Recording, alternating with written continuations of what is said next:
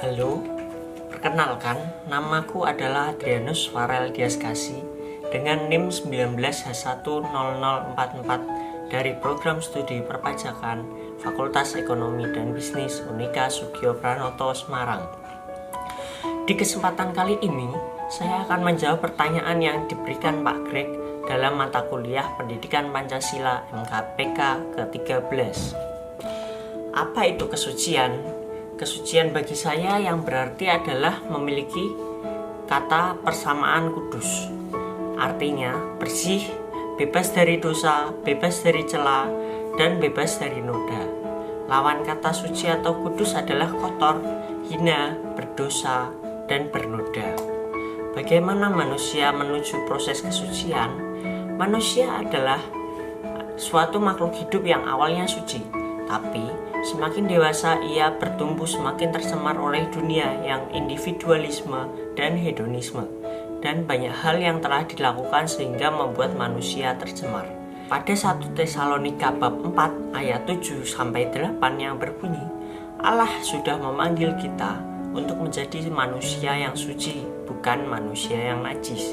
Jadi orang yang menolak hal ini bukan menolak manusia, tetapi menolak Allah sebagai ciptaannya yang memberikan kalian suatu kuasa kudusnya. Manusia yang artinya sudah dipanggil Allah untuk menjadi suci kembali, mengikuti jalan yang sudah diberikan oleh Allah dalam melaksanakan kehendaknya. Meski begitu, jika kita menaati, berpegang dan melakukan firman Tuhan, kita bisa dianggap kudus dan diterima oleh Allah. Seperti dalam 1 Petrus bab 1 ayat 15-16 berbunyi, sebaliknya, seperti Allah yang kudus yang memanggil kalian, kalian harus kudus dalam seluruh tingkah laku kalian. Karena ada tertulis, kalian harus kudus karena aku kudus. Jadi kesimpulannya adalah, Allah memanggil manusia untuk menaati perintahnya. Karena Allah sendiri kudus, maka manusia yang adalah ciptaannya harus mengikuti Allah juga yang kudus.